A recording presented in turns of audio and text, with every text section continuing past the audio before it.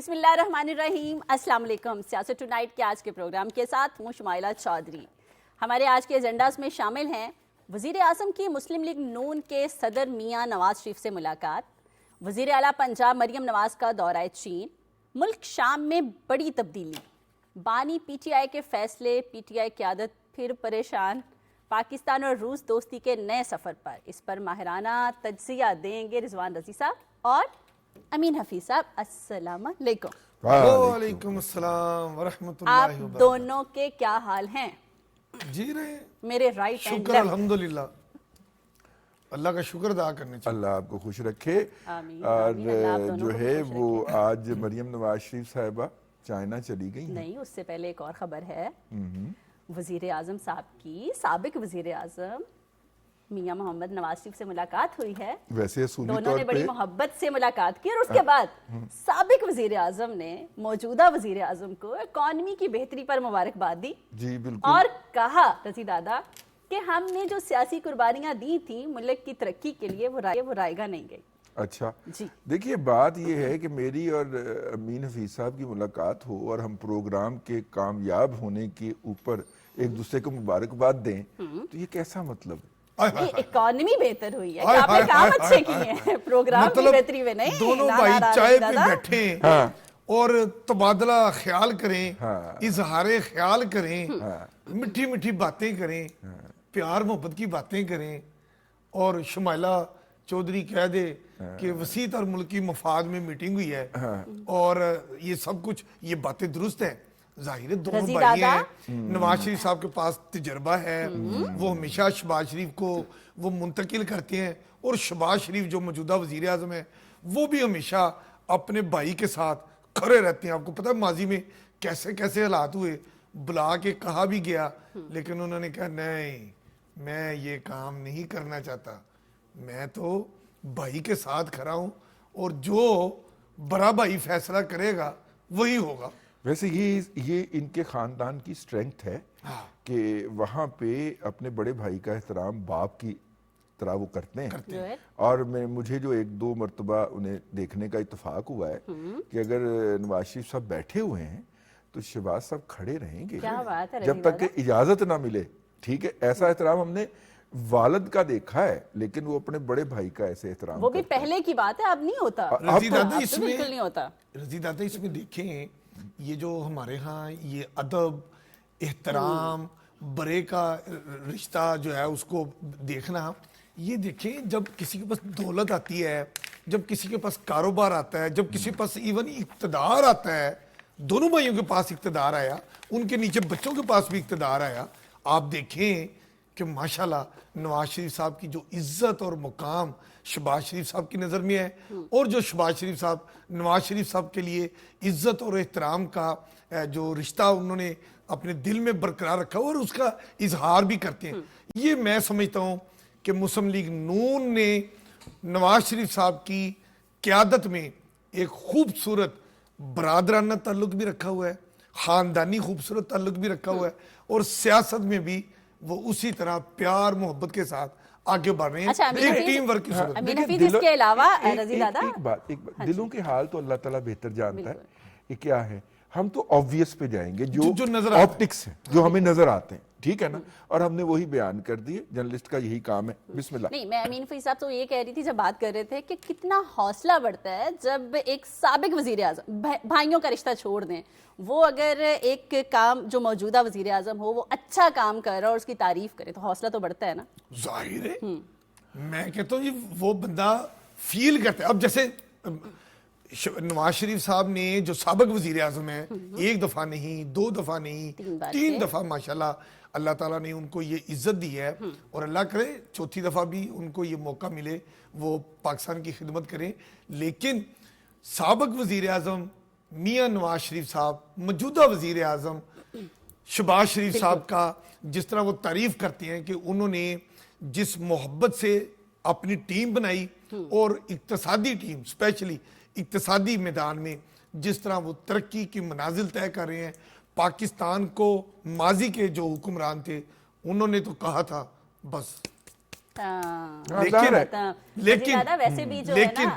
لیکن میاں شہباز شریف صاحب نے جس طرح انٹرنیشنل ٹورز کیے ہیں, جس طرح بیوروکریسی کو ساتھ لے کے چل رہے ہیں, آپ کہیں نہیں سن رہے کہ شہباز شریف صاحب کا جو ذرا تھوڑا سا سخت مزاج بھی ہے, چونکہ وہ کام لینا جانتے ہیں, لیکن ابھی تک آپ یہ دیکھیں ودن پارٹی اور اتحادیوں کے ساتھ سب کو لے کے, بیوروکریسی کو ساتھ لے کے, صرف ٹارگٹ مسلم لیگ نون کا یہ ہے کہ ہم پاکستان کی ترقی, خوشحالی اور استحکام میں مسلم لیگ نون اتحادی جماعتوں کے ساتھ مل کے خوبصورت اس کو آگے لے کے بڑھے. اور نواز شریف صاحب نے شہباز شریف صاحب کی جو تعریف کی ہے درست کی. کل شہباز شریف نے اپنی ٹیم کی تعریف کی تھی, آج ان کی تعریف ہوگی. آج نا میں دیکھ رہا تھا عطا اللہ طارڑ صاحب نے ایک ٹویٹ کی ہوئی تھی, اور وہ یہ ہے کہ ان لینڈ ریونیو ٹربیونل ہوتے ہیں, یہ جو ایف بی آر کے اندر جو پھڈے پڑتے ہیں نا, اس کے خلاف پھر اپیل کرتے ہیں, آپ میرے سے زیادہ ٹیکس لے لیا, ٹھیک ہے, یہ ادارہ کہہ دیتا ہے کہ انہوں نے کم ٹیکس دیا ہے, تو وہ پھر ایک ٹربیونل ہوتا ہے جس کے پاس جاتا ہے. اس میں 20 اسامیاں تھیں. حکومت نے اوپن میرٹ رکھتے ہوئے نسٹ یونیورسٹی میں اس کے امتحان ٹیسٹ کا انعقاد کیا ہے. اب مزے کی بات یہ ہے کہ اگر یہ بانی کی حکومت ہوتی تو وہاں پہ تو ہائی کورٹ کے جج تک کا نام انصاف لائر فورم کی سیکٹری کو لگا دیں یا انصاف لائر فورم کے فلانے عہدیدار کو لگا دیں. اب دیکھیے پورے کے پورے لا آفیسر انہوں نے اپنا جو لیگل ونگ تھا اپنی پارٹی کا, اس کے سارے افسر لگائے ہوئے تھے, اور جو اوریجنل لوگ تھے جن کو اس کام کے لیے ٹرینڈ کیا گیا تھا ان سب کو سائیڈ پہ کر دیا تھا, اور اپنی پٹاری میں سے اپنے خام خیال اپنے بندوں کو انہوں نے اہم سیٹوں پہ لگایا. میرٹ کی تو بات ہم تبھی سنتے ہیں جب یہ ہوتا ہے. میں نے آپ کو کل وہ بھی پرسوں قصہ سنایا تھا نا, جو ایف بی آر کے اندر اوورسیز تقرریوں کے اندر جو کچھ ہوا تھا, اور اب یہ بھی کوشش تو کرتے ہیں میکسیمم. بہرحال مریم نواز شریف صاحبہ جو ہیں وہ دورے پہ گئی ہیں. اب اس پہ بہت سارے سوالات ہیں. سوالات تو سب سے پہلے یہ ہے کہ کتنے بڑے فخر کی بات ہے کہ گورنمنٹ جو ہے وہ پہلے تو بڑے لیول پہ ہوتے ہیں نا, وہاں کے وزیر اعظم نے وزیر اعظم کو انوائٹ کیا, صدر نے صدر کو ملاقات کی, اب انہوں نے ایک صوبے کی خاتون وزیر اعلیٰ کو, ورنہ تو وزیر اعلیٰ کو نہیں بلاتے سرکاری دورے پہ, وہ سرکاری طور پہ گئی. جی بالکل, 3 جگہوں پہ جائیں گی, گانگیو بھی ہے, بیجنگ بھی ہے, اور جو خاص طور پہ ان کے دورے کا فوکس ہے وہ اربن ڈیولپمنٹ جو ہے. ہمارے شہر جو ہیں وہ کنکریٹ کے جنگل بنتے جا رہے ہیں, اور خاص طور پہ پنجاب کے اندر. ہمارے ایک دوست ہیں سندھ سے آتے ہیں نا, جب وہ لاہور میں رہتے ہیں, ویسے وہ دادو سے ان کا تعلق ہے, تو وہ کہتے ہیں کہ پنجاب ایک بہت بڑا شہر بن گیا ہے. وہ کہتے ہیں جیسے ہم رحیم یار خان سے داخل ہوتے ہیں لاہور تک شہر ختم ہی نہیں ہوتے, سڑک کے دونوں طرف جو ہے. تو یہ جو ہے یہ بڑی خطرناک چیز ہے, درمیان میں سے گرین ایریاز ہمارے ختم ہوتے جا رہے ہیں. کسی زمانے میں جب ہم لاہور سے جایا کرتے تھے ملتان, تو مجھے یاد ہے وہ لال رنگ کی جی ٹی ایس کی بسیں چلا کرتی تھیں. میاں چنو کے بعد جو ہے سڑک کے دونوں اطراف صحرائی علاقہ شروع ہو جاتا تھا, ٹھیک ہے. اب رحیم یار خان تک چلتے جائیں, وہ والا علاقہ جو ہم نے بچپن میں دیکھا ہوا ہے وہ دیکھنے کی حسرت ہی رہ جاتی ہے. دونوں سائیڈ کے اوپر کہیں ہوٹل آ رہا ہے, کہیں پیٹرول پمپ آ رہا ہے, کہیں اس کے بعد کوئی فیکٹری کی دیوار آ رہی, مطلب ایسے سیکوینس سے چلتے جا رہے ہیں. مطلب رشید دادا آپ یہ کہنا چاہ رہے ہیں کہ پہلے جب آپ جی ٹی روڈ پہ جاتے تھے, ملتان روڈ پہ جاتے تھے, تو دائیں بائیں ہریالی ہریالی نظر آتی تھی. کہیں آپ کو گنے کا نیچرل بیوٹی ختم ہو گئی کا رس نکال کے اور اس کا گر تیار ہو رہا ہوتا تھا. گر لبے سڑک آپ جب گر لیتے تھے, اور میرے جیسے بندے جو ہیں لوہری بادشاہ, وہ جب یہ سفر کر رہے ہوتے تھے اور اس طرح کا گنے کی وہ جو گر بنانے والی وہ جو سڑک کے اوپر بیلنا, ہم تو اس کو فیکٹری کہتے ہیں, وہ اوپن جگہ پہ بیلنا اس کو کہتے ہیں, اور اس میں وہ ڈرائی فروٹ بھی ہم لے کے جاتے تھے, مونگ پھلی بھی ہوتی تھی, بادام پستے بھی ہوتے تھے, جب اس کے اوپر ڈالتے تھے. اور امین حفیظ کئی دفعہ مجھے یاد ہے کہ وہ جو رو سے وہ سارا اس کو کار کے وہ جو اینڈ میں بڑا گارا سا وہ ملول بن جاتا ہے, محلول, اور اس میں جو ڈرائی فروٹ ڈال کے وہ جو ایسے کر کے ہاتھ کے اوپر رکھ کے اور اس کو پھر یوں نیچے رکھ کے رضی دادا گر کو اتنے اچھے طریقے سے بتانے کا گر بھی صرف امین حفیظ صاحب کو آتا ہے، لیکن میں وہ ٹاپک ڈسکس ضرور کروں گا. آج میں بتاؤں کہ وزیر اعلیٰ پنجاب مریم نواز شریف صاحبہ جیسے چین گئی ہیں، کیا زبردست استقبال ہوا ہے. اچھا اس میں ایک بات ہے، ہمارے ہاں ٹاؤن شپ کے اندر لاہور میں ایک ٹیکنالوجی یونیورسٹی کی بنیاد ڈلی تھی. شہباز شریف صاحب جب وزیر اعلیٰ تھے تو انہوں نے ڈالی تھی، اور ہمارے ہاں چونکہ پاکستان کے تمام شعبہ جات کے اوپر بی ایس سی انجینئرنگ کا قبضہ ہے، انجینئرز کا قبضہ ہے، وہ ڈپلوما انجینئرز کو اوپر نہیں آنے دیتے جن کو ہینڈز آن پتہ ہوتا ہے. ٹھیک ہے، اور اس یونیورسٹی کی بنیاد سے یہ امید پیدا ہوئی تھی کہ جو ہمارا ڈپلوما ہولڈر ہے وہ بی ٹیک اور ایم ٹیک تک جائے گا، اور B tech B S C جو ہوتی ہے انجینئرنگ کے برابر کنسیڈر ہوتی ہے دنیا بھر کے اندر. بلکہ بی ایس سی انجینئر کے مقابلے میں یہ تو باؤ بندہ ہوتا ہے نا، وہ بندہ جو ہوتا ہے نا جو پہلے 3 سال کا ڈپلوما کرتا ہے، پھر اس کے بعد 3 سال کی یا 4 سال کی گریجویشن کی ڈگری لیتا ہے، اور درمیان میں اس کا فیلڈ کا ایکسپیرینس بھی ہوتا ہے، اس کو پریفر کیا جاتا ہے. جرمنی کی ٹیکنالوجی یا جرمنی کی انجینئرنگ جو ہے وہ دنیا کی نمبر 1 انجینئرنگ اس لیے سمجھی جاتی ہے کہ وہاں پہ ساتھ میں وہ پروفیشنل لائف کا ایکسپیرینس لے رہا ہوتا ہے، ساتھ میں ایجوکیشن امپروو کر رہا ہوتا ہے. ٹھیک ہے، تو یہ ماڈل ہم لانے کی کوشش کر رہے تھے. پھر 3 سال 7 ماہ 21 دن والے آ گئے اور اس یونیورسٹی کا بیڑا غرق کر دیا گیا، اور اس کے اوپر قبضہ ہو گیا ہماری بیوروکریسی کا، جس طرح سمیڈا پہ ہوا ہے. اور سمیڈا کا بیڑا غرق ہو گیا. جس طرح پنجاب فورینسک سائنس لیبارٹری میں بھی، ایجنسی میں بھی، پنجاب فورینسک سائنس ایجنسی میں بھی بیوروکریسی آ گئی ہے. مطلب ہاں ایڈیشنل ڈائریکٹر جنرل ایک سی ایس پی خاتون کو گریڈ 19 کی خاتون کو پنجاب فورینسک سائنس ایجنسی کا ایڈیشنل ڈائریکٹر جنرل لگا دیا.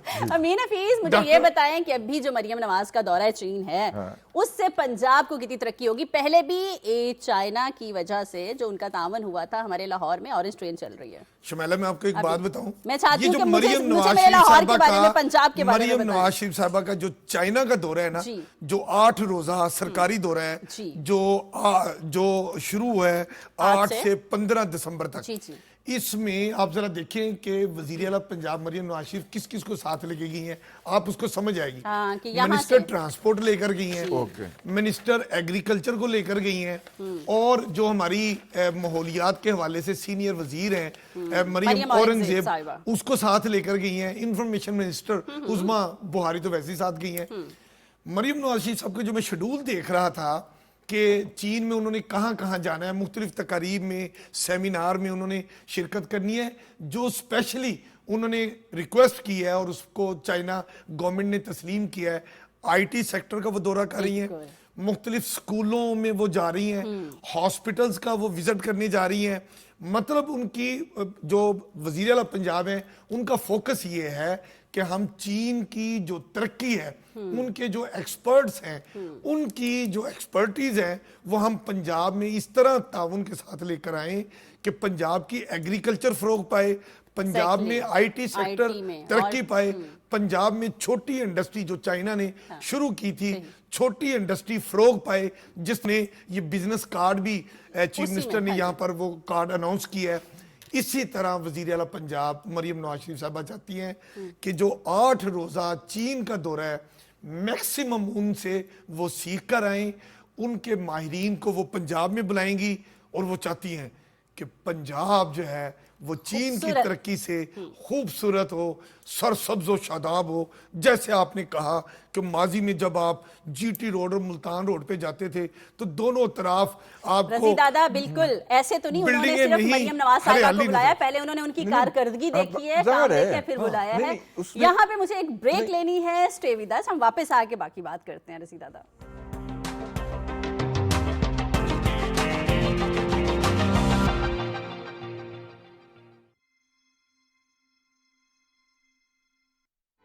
وزیر اعظم محمد شہباز شریف کی فلسطینی اور لبنانی بہن بھائیوں کی مدد میں حکومت پاکستان کا ساتھ دینے کی اپیل.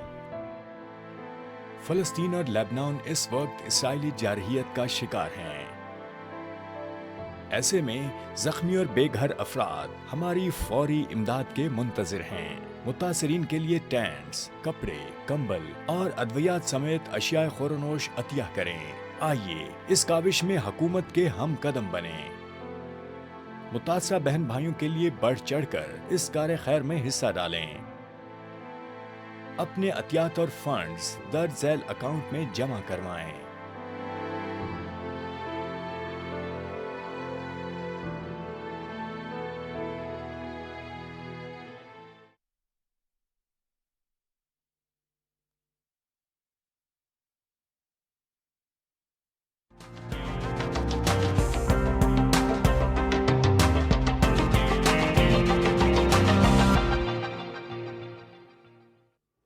वेलकम बैक प्रोग्राम में एक बार फिर से खुशामदीद। दादा, अगर हम शाम की बात करें, वहाँ जो इतनी बड़ी बगावत हुई है उसके पूरे खित्ते पर क्या असरात होंगे?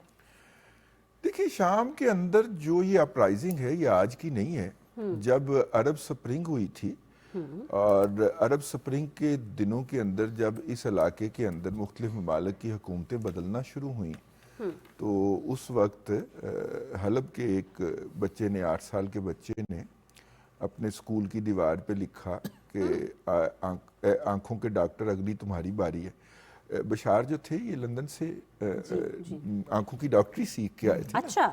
तो उसके ऊपर फिर उस पूरे स्कूल के बच्चों को स्कैन किया गया। वहाँ पे फौज आ गई, उसने स्कैन किया और जो फौज भी वो जो बशार अल असद साहब ने इक़्तिदार के दवाम के लिए बना रखी थी। और वो उनमें से वो बच्चे जो उस वक्त खेल रहे थे, जिन्होंने खेल में ये लिखा था, वो 8 बच्चे जो थे वो सिंगल आउट हुए कि जी ये उस वक्त वहां पे मौजूद थे।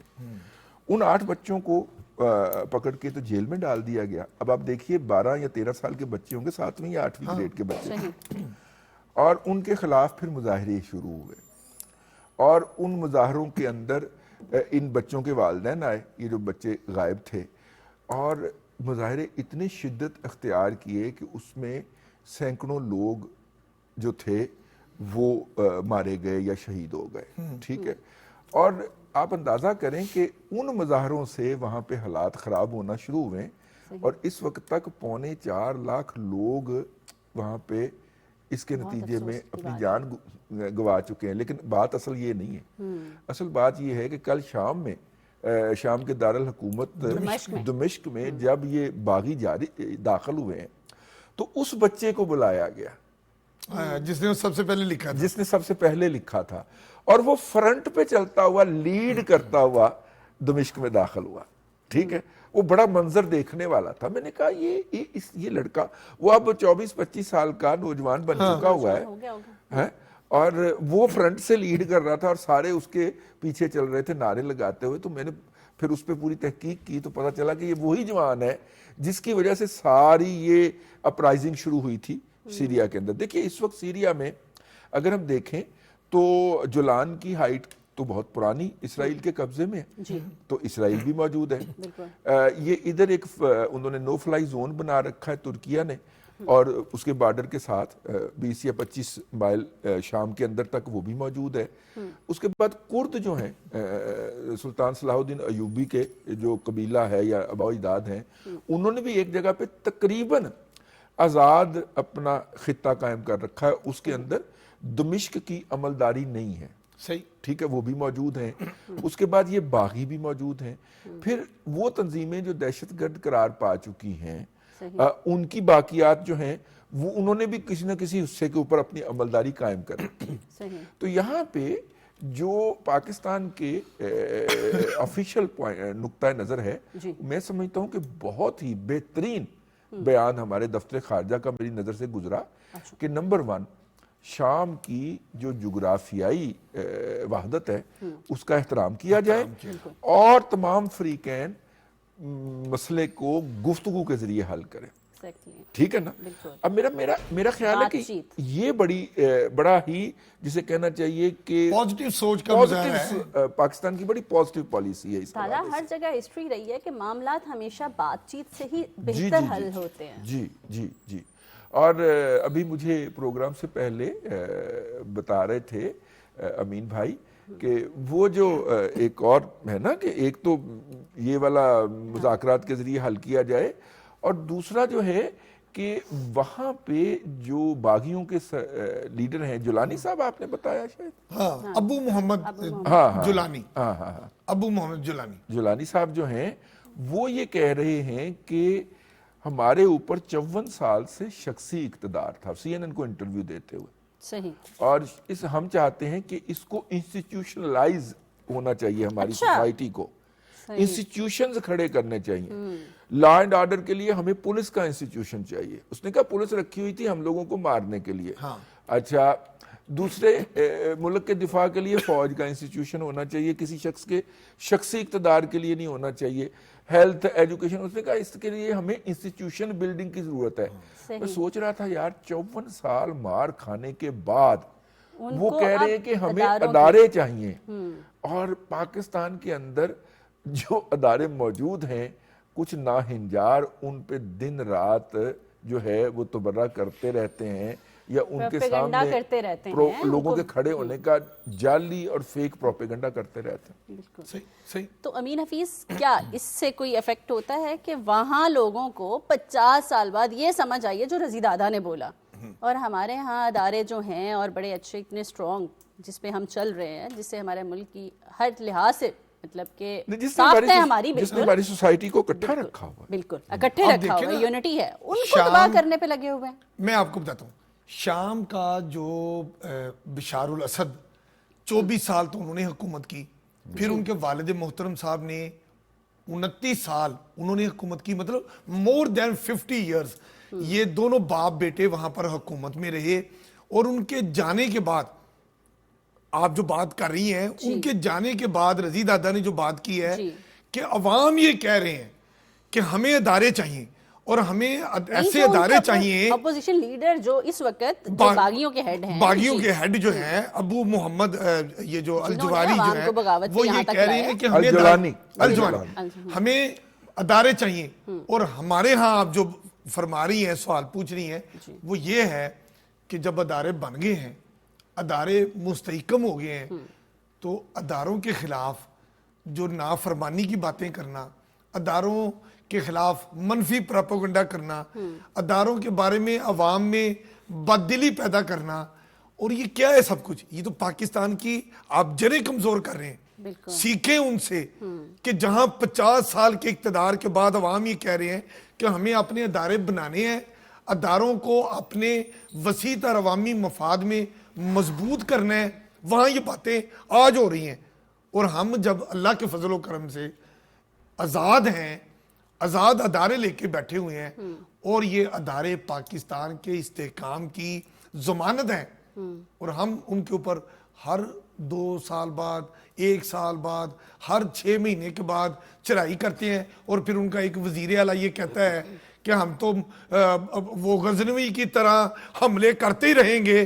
یار مولا جٹ خدا کے لیے چپ کر کے بیٹھ جا، مانا تجھے ایسے الفاظ کہنے سے ہی تمہاری وزیر اعلیٰ شپ قائم ہے، تمہاری مجبوری ہے، تم نے ایسا کہنا ہی ہے، لیکن ایسا کہنے سے پہلے وزیر اعلیٰ سے پہلے آپ پاکستان آپ کا ملک ہے، نہ کریں ایسی بات، پاکستان کو پھلنے پھولنے دیں، پاکستان کو دیکھیں، ان کے بانی صاحب کو بھی چاہیے کہ وہ میز پر آ جائیں۔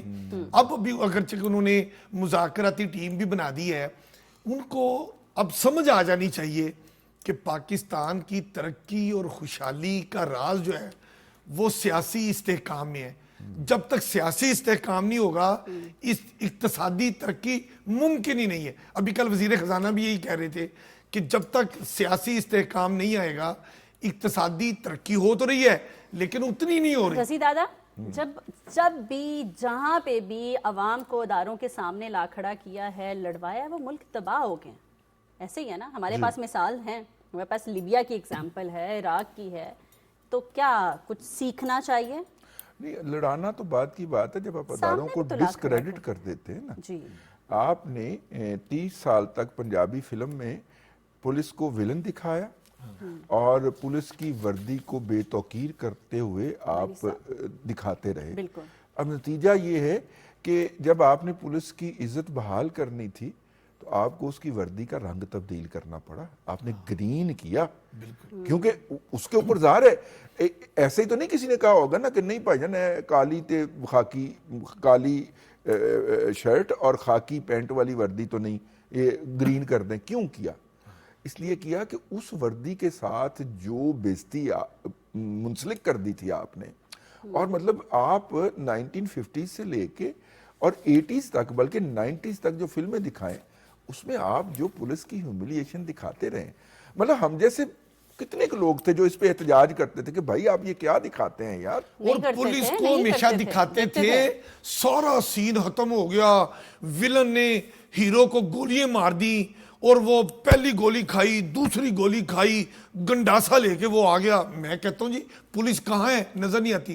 پولیس کو آپ اس وقت لاتے تھے جب بس فلم کا آپ نے اینڈ کرنا ہے, اس کو پکڑا, اس کو پکڑا, گاڑی میں ڈالا, گاڑی لگائی اور پولیس لے گئی. مطلب بھائی ویشی گجر جو تھا وہ ایک فائر سے جناب وہ 10 پولیس والے جو تھے, میرا مطلب ہے ان کے اوپر ایسے نہیں ہوتا. ادارے ایک دن میں تباہ نہیں ہوتے, اس کے لیے کئی ڈیکیڈ تک اس طرح کی آپ کو کیمپین چلانا پڑتی ہے. اس وقت جو ہے وہ چونکہ خاص دور آ گیا سوشل میڈیا کا, تو تیز کیمپین چل رہی ہے. اس لیے اداروں کو کے کام سے آپ کو اختلاف ہے نا, آپ اداروں کے لیے نئے ٹارگٹ مقرر کرتے ہیں لیکن ان کو ڈسکریڈٹ نہ کیجیے, کیونکہ اگر وہ ڈسکریڈٹ ہو گئے تو معاشرے اداروں سے بنتے ہیں. صحیح, ٹھیک ہے, اور وہ بائنڈنگ فورس ہوتے ہیں. جس طرح آپ اینٹ سیمنٹ لگا کے اینٹ لگاتے ہیں نا دیوار کے اندر, تو یہ سیمنٹ ہوتے ہیں معاشرے کی اینٹوں کا. ادارے جو ہیں, ہاں, جب آپ وہ نااہل ہو سکتے ہیں, وہ ادارے کرپٹ ہو سکتے ہیں, آپ ان کے احتساب کر سکتے ہیں, آپ ان کو ان کی کارکردگی کو جانچنے کے لیے ایک پیمانہ فکس کر سکتے ہیں.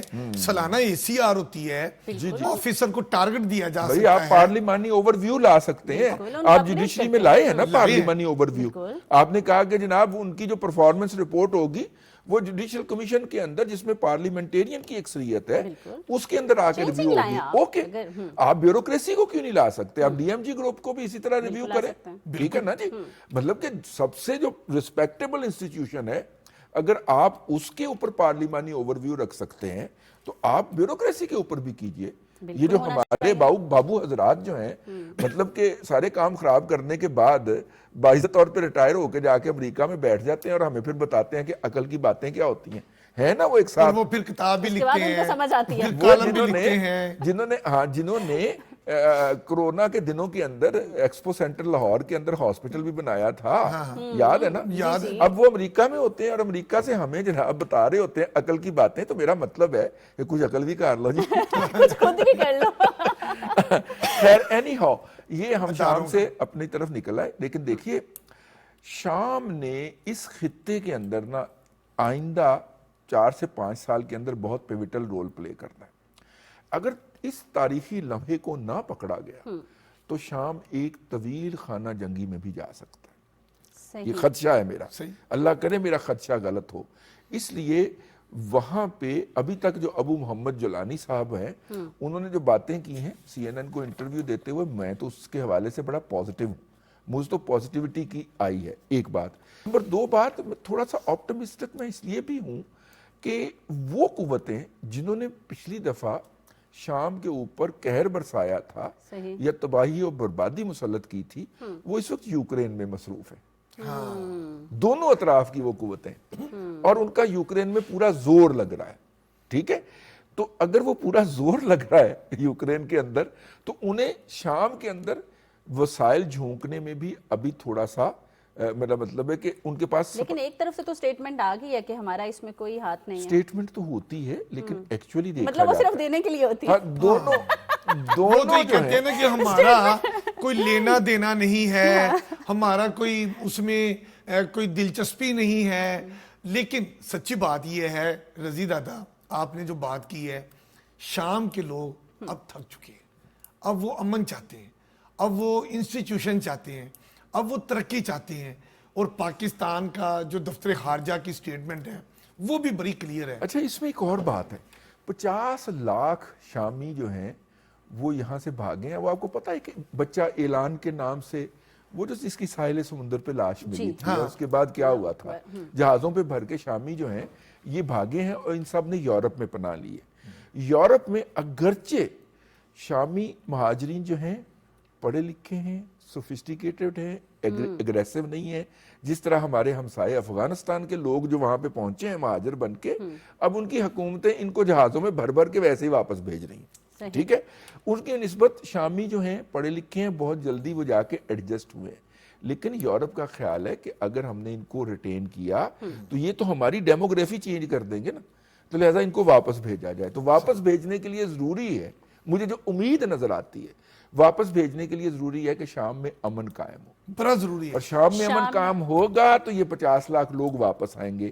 اس لیے یورپ کا بھی پورا زور اس بات پہ لگے گا کہ شام میں امن قائم کر دیا جائے تاکہ یہ لوگ اپنے گھروں کو لوٹ سکیں، اور ان کے اوپر، ان کی اکانومی کے اوپر جو اس وقت دباؤ پڑا ہے، پریشر پڑا ہے، اگرچہ یہ لوگ جو ہیں وہاں پہ جا کے برڈن نہیں ہوئے، یہ کام کرنا شروع ہوئے ہیں، یہ بزنس کرنا شروع ہوئے ہیں، لیکن پھر بھی باہر سے جب آپ کے نظام کے اوپر اتنی آبادی آ جاتی ہے، اب دیکھیے نا پشاور جو ہے وہ ہمارا شہر، اس کے اوپر جب افغان مہاجرین آئے ہیں اس کی ڈیموگرافی ہی بدل گئی، اس کا جو انفراسٹرکچر تھا وہ کلیپس کر گیا ایسے، اس لیے کہ وہ پشاور اتنے لوگوں کے لیے بنا ہی نہیں تھا، اور اتنی بڑی ہم نے جو ہیما بستیاں ان کے لیے بنائی، افغانیوں کے لیے پناہ دی، سب کچھ کیا، اور اب ہمیں ان پر مختلف قدغن لگانی پڑ رہی ہیں۔ یہاں پہ مجھے ایک چھوٹی سی بریک لینی ہے، اور اس کے بعد میں رضی دادا سے جانوں گی ان کے دوستوں کی کچھ باتیں۔ Stay with us.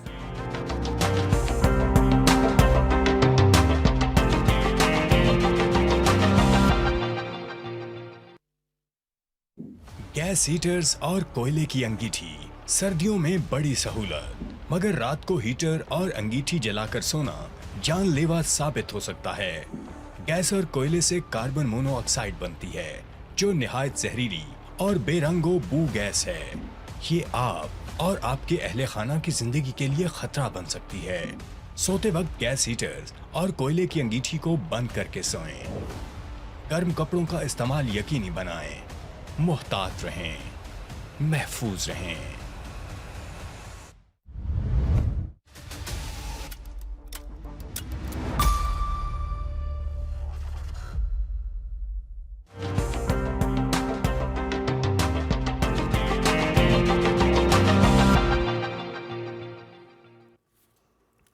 We are here right after the break، اور رضی دادا مجھے یہ بتائیں پی ٹی آئی کی کال پر آپ کے کتنے دوستوں نے ڈی ایچ اے چھوڑ دیا اور وہ اچرا نارکلی ادھر ادھر شفٹ ہو گئے؟ بس مجھے یہ بتائیں۔ میں تو انتظار ہی کرتا رہا کہ مجھے میرا دوست کوئی کہے کہ میں نے بائیکاٹ کیا ہوا ہے، ٹھیک ہے۔ آپ کے دوستوں کی کون سی بات پوچھنی ہے؟ میرے دوستوں میں سے کوئی اتنے دل والا نہیں ہے، ویسے خیر میرے دوست ایسے ہیں بھی نہیں کہ وہ اس بائیکاٹ کا حصہ بنے، لیکن نہیں آپ کے جاننے والے وہ جو آپ کے بڑے بیسٹ فرینڈ آپ کو میسیجز کرتے ہیں آپ کے اکاؤنٹ پہ، لیکن جو بات میں نے جب وہ جا کے میرا پہلا سیلری اکاؤنٹ، پہلا تو نہیں تھا خیر، لیکن زیادہ سیلری والا جو اکاؤنٹ تھا نا اپنے کیریئر کے اندر، آپ کو ایک جمپ ملتا ہے، تو جمپ ملا تو میرا زیادہ سیلری والا اکاؤنٹ جو تھا وہ 2005 میں کھلا تھا عسکری بینک کے اندر۔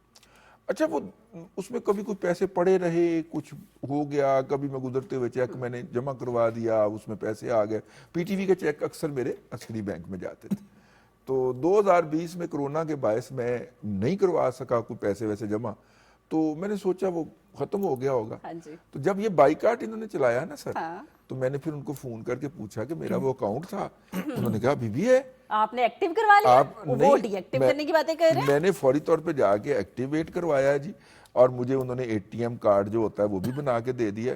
اب دعا کریں پیسے آ جائیں اس میں رکھنے کے لیے۔ میں سمجھی شاید لوگ ڈی ایچ اے چھوڑ جائیں گے تو میں وہاں گھر بناؤں گی، سستا ہو جائے گا۔ اچھا لیکن ابھی تک دیکھیں جتنی بات شمائلہ ہو رہی ہے، ہم نے نہیں دیکھا کہ کسی نے ڈی ایچ اے کی جو زمین ہے، بنا بنایا گھر ہے، چھوڑ دیا ہو، بات ہی کی چلائی ہو۔ کسی نے آرمی پبلک سکول سے اپنے بچے باہر نکلوا لیے ہوں، اچھا کسی نے ایسے ہی جو ان لوگوں کی سوچ ہے کہ اگر ادھر سے رشتہ بھی آیا ہے تو اس کو توڑ دیا ہو۔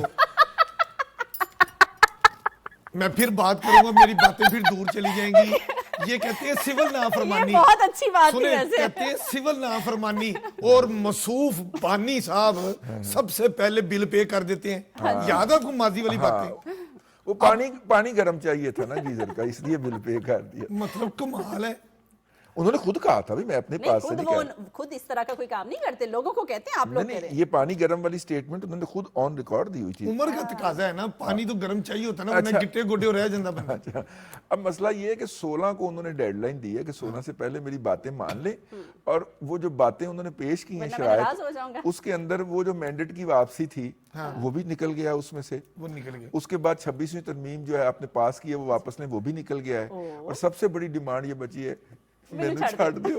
قاسم کے ابو کو چھوڑ دیں، قاسم کے ابو کو چھوڑ ہاں، سلیمان کے ابو کو، یعنی کہ خاکسار کو بات چھوڑ پتہ دیں. کیا ہے، بات پتہ کیا ہے، میں تو کہتا ہوں سدھا جو اتنے کارڈ استعمال کر رہے ہیں، اتنے کارڈ وہ نکال رہے ہیں. ابھی کہتے ہیں ابھی ایک کارڈ میرے پاس بچا ہوا ہے. میں تو کہتا ہوں بانی صاحب یہ کہیں کہ جناب اعلیٰ حکومت پاکستان کو کہیں، یا جس سے وہ بات کرنا چاہتے ہیں ان کو کہیں، اب میرے پاس جو آخری کارڈ ہے نا، یہ کارڈ ہے معافی نامہ کارڈ. ٹھیک ہے نا، معافی کارڈ یہ پیش کریں اور اپنی غلطیوں کا اعتراف کریں. کوئی ایسی بات نہیں، انسان ہے نا. ساڑھی میں جان پروگرام کر رہے ہیں غلطی یہی ہو بات جاتی کر ہے. رہے ہیں کہ یار معافی مانگ لے، غلطی ہو جان جاتی چھوٹے. ہے. مجھ سے بھی دیکھو نا، بڑے بزرگ کہتے ہیں آپ فرشتہ نہیں ہوتے، آپ انسان ہیں. انسان سے آپ غلطی جب ہو سکتی. کام کرتے ہیں، کام کرنے والے سے غلطی ہوتی ہے. آپ نے کام کیا، ٹھیک ہے، وہ جیسا بھی کیا آپ سے غلطی ہو گئی، کہا جا رہا ہے غلط کیا آپ نے، ریکارڈ پہ ہے، معافی مانگ لیں، ختم کریں، ٹیبل پہ بیٹھیں، وسیع تر عوامی ملکی مفاد میں آگے بڑھیں. کیوں نہیں آپ یہ کام کریں؟ بالکل صحیح ہے، آپ نے بالکل درست ماننا ہی بات نہیں کی ہے. ہے. لیکن ایک اور مزیدار سی بات ہے، کل ہم نے بات کی تھی کہ اکیلے رہ جانے والی، وہاں سی ایم وزیر جو ہے وہ کے پی کی علی امین گنڈا پور جی، انہوں نے صاف تردید کر دی ہے. انہوں نے کہا بھائی میں گواہی دیتا ہوں اللہ کو حاضر ناظر جان کے، یہ میرے ساتھ وہاں سے آئی تھی، اکیلی نہیں تھی. اب کیا کرنا ہے؟ وہ تو خیر وہ نہیں امین حفیظ تو پرانی بات ہو گئی ہے. پرانی بات نہیں، یہ انہوں نے کہی ہے. ہر بندہ اپنی لیڈری چمکانے کے لیے ایسی بات چھوڑتا ہے. مطلب کیا ویسے ہم کیا کیسے پولیٹیکل چھوڑتا ہے سرکس امین کے حفیظ اندر صاحب؟ وہ کلیئر کہہ رہے ہیں کہ انہوں نے تردید کی ہے بشرا بی بی کے بیان کی. ہم کیا پولیٹیکل سرکس کے اندر رہ رہے ہیں، اور کس طرح کے، مطلب کہ میں وہ لفظ میرے منہ سے آتے آتے رک گیا ہے. مطلب کس طرح کے لوگ جو ہیں وہ کیا بیان کر رہے ہیں، اور ہم سیریس پروگرام کے اندر بیٹھ کے اسٹیٹ ٹی وی کے اوپر اس طرح کی باتیں کر رہے ہیں. ہمیں یہ بات کرنی چاہیے کہ پاکستان سے پہلی ٹرین جو ہے وہ روس جا رہی ہے. کیا بات ہے؟ اور وہ ٹرین کوئٹہ سے چلے گی، بلکہ میری تو یہ رائے ہوگی کہ وہ ٹرین اسلام آباد سے چلے، لاہور سے چلے، کراچی سے چلے، اور سکھر پہ آئے، سکھر سے وہ ٹرین جو ہے وہ کوئٹہ جائے، کوئٹہ سے وہ ٹرین جو ہے وہ زہدان جائے، ترقی کا سفر چلے، زہدان سے وہ ٹرین آگے ترکمانستان جائے، اور ترکمانستان کے ساتھ کا ریل سسٹم چونکہ پورے رشیا کے ساتھ منسلک ہے، اور وہاں سے وہ کنٹینر جو ہے اس ٹرین پہ بیٹھ کے سیدھا ماسکو پہنچے. ہم اس پہ بات کریں. رضی دادا کتنی ہم پیاری اس پہ باتیں بات کر رہے کرتے ہیں نا، ہم روز بات کرتے ہیں، ہم ترقی پہ بات کرتے ہیں، ہم اکانومی پہ بات کرتے ہیں. نہیں رضی دادا دیکھیں نا، میں جنگل میں اکیلی رہ گئی، میں ڈی چوک میں اکیلی رہ گئی. یار ہم کیا بات کریں یار؟ ہم ترقی کی بات کرتے ہیں رضی دادا، ہم اکانومی کی، ہر چیز کی، ہم بہتری کی اداروں کی بات کرتے ہیں، لیکن وہ مسلسل ایک ہی کام لگے ہوئے ہیں. تو وہ بھی تو ہمارا صوبہ ہے. نہیں، وہ مسلسل ایک کام لگے ہوئے ہیں، ہمیں انہیں اس کام پہ لگانا ہے. ٹھیک ہے نا؟ ہمیں غریب کے بچے کو یہ بتانا ہے کہ بھائی یہ دیکھ لو یہ کیا کرتے ہیں تمہارے ساتھ. ٹھیک ہے نا؟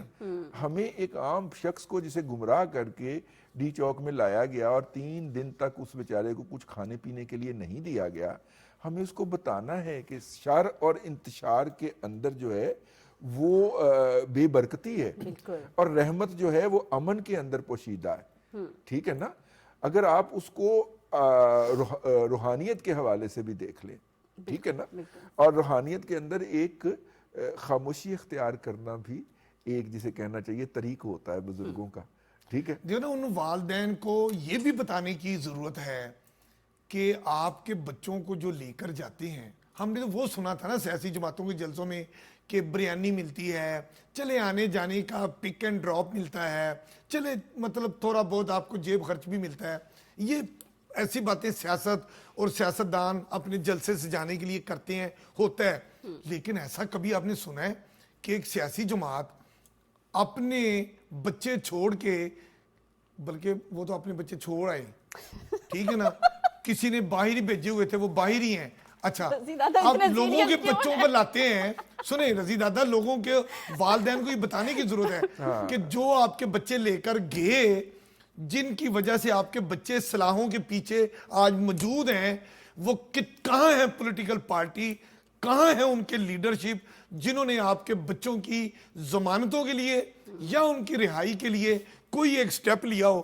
ایسے والدین کو چاہیے کہ وہ اپنے بچوں کو اپنی وہ ہوتی ہے نا, اپنی وہ اپنے سائے نیچے رکھیں. اچھا, یہ جو پاکستان کے اندر جو ہے نا, آپ دیکھیے کہ جیسے ہی یہ اعلان ہوا ہے کہ پاکستان اور روس کی طرف سے اس کی انڈورسمنٹ آئی ہے کہ پاکستان سے ایک ٹرین جو ہے وہ بائی ٹریک چلتی ہے, نیو ایئر کا تحفہ ملنے والا ہے آپ کو. ہاں, ٹریک پہ چلتی ہوئی پوری قوم کو, ٹریک پہ چلتی ہوئی براستہ ایران ترکمانستان جو ہے وہ ماسکو تک جائے گی, ایک سمبلائز کرے گی, ٹھیک ہے.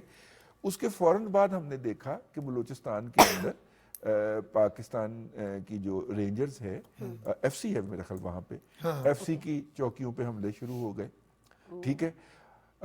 لا اینڈ آرڈر کی سچویشن پیدا کر دی گئی. بھائی آپ اگر اس طرح کی کوئی موو کریں گے تو آپ کا کیا خیال ہے کہ وہ قوتیں جنہوں نے پاکستان کے وسائل کے اوپر اتنے عرصے سے نظر لگائی ہوئی ہے, وہ اس کو کہیں جانے دیں گے؟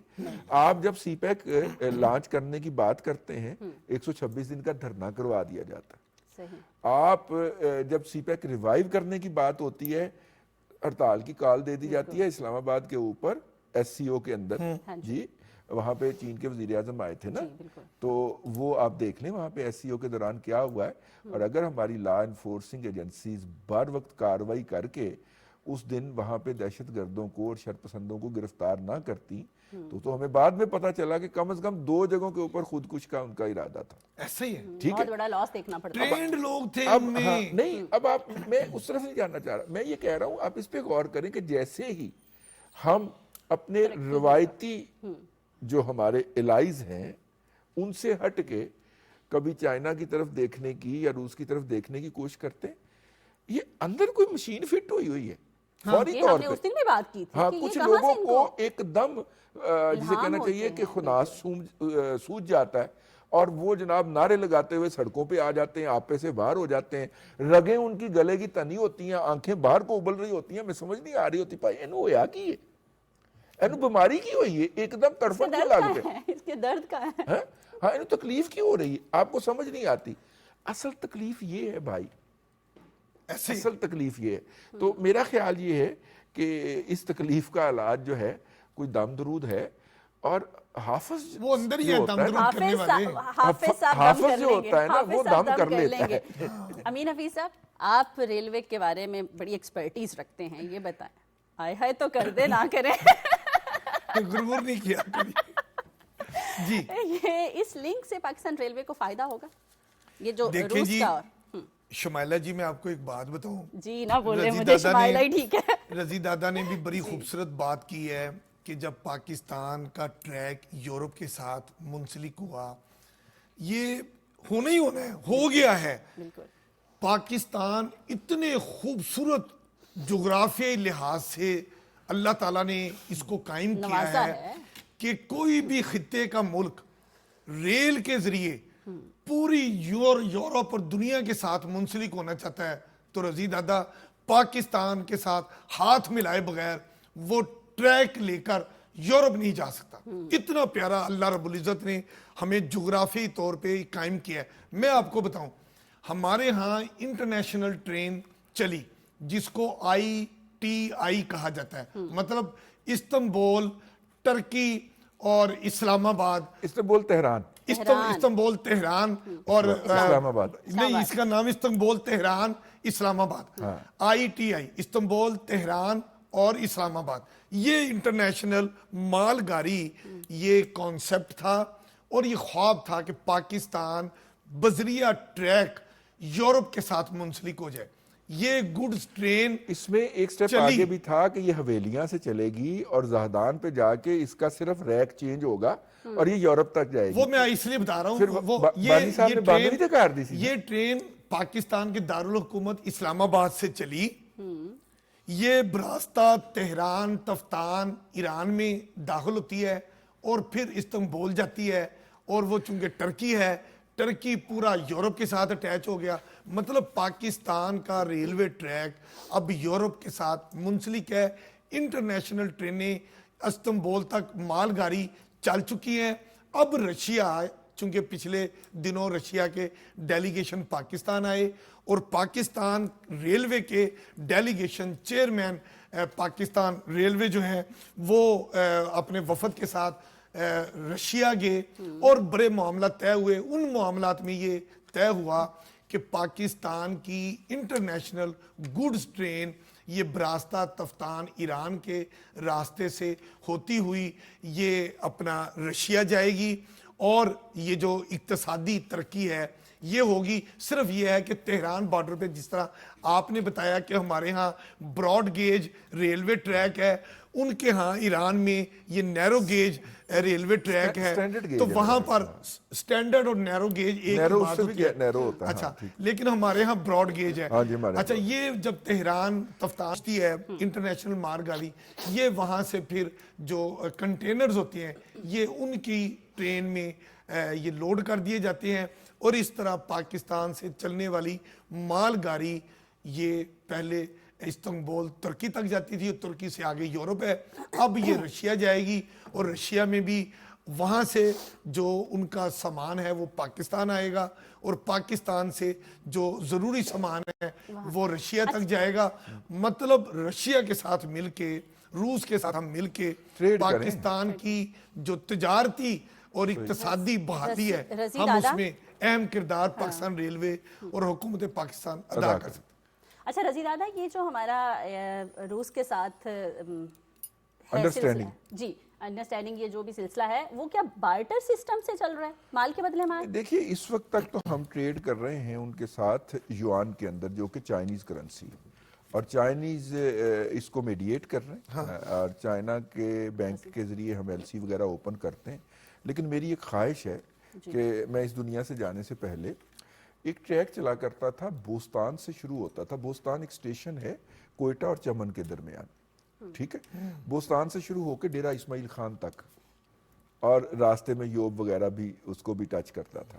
اگر یہ ٹریک ہو جائے نا تو پھر زہدان سے جو ٹرین چلے گی نا وہ سیدھی چلتی ہوئی, کیونکہ آپ جب سکھر سے کوئٹہ کی طرف موو کرتے ہیں تو راستے میں ٹریک اتنا, جسے کہنا چاہیے کہ وہ ہائٹ اتنی آ جاتی ہے ناگفتہ بے, کہ اس میں آپ کو صرف 4 یا 5 بوگیاں چلا کے تو انجن چلانا پڑتا ہے, اور انجن دونوں طرف لگانا پڑتا ہے, آگے بھی اور پیچھے. جی, تو بس میری خواہش یہ ہے کہ یہ ڈیرہ اسماعیل خان والی ہو جائے تو پھر چائنا کے کاشغر سے لے کے اور یورپ تک جو ہے آپ کے ہاں کوئی رکاوٹ باقی نہیں بچے. رضی دادا, آپ اور میں مل کے ریکویسٹ کریں گے, امین حفیظ کے تعلقات بہت بہترین ہیں ریلوے کے ساتھ, کہ کبھی ہمیں بھی بائی نہیں, ہم وہاں پہ بیٹھ کے تو سیاست ٹونائٹ کریں. نہیں سیاست ٹونائٹ کہاں, ہم ہر جگہ کریں گے. آپ کو اور مجھے اسی ٹرین پہ ذرا رشیا تو دیکھیں جی, میں نے تو کراچی تک تو جا سکتے, ٹرین کے تو انجن میں بھی بیٹھ کے میں نے بڑی دفعہ سیر کی. یہ انٹرنیشنل ٹرین میں مسافر کوچز تو ہمارے نہیں پروگرام کا ہے, وقت لیکن ختم ہو انجن گیا موجود ہے. ہے. امین حفیظ, رضی دادا, اور مجھے اجازت دیجیے, اپنا خیال رکھیے گا. پاکستان زندہ باد.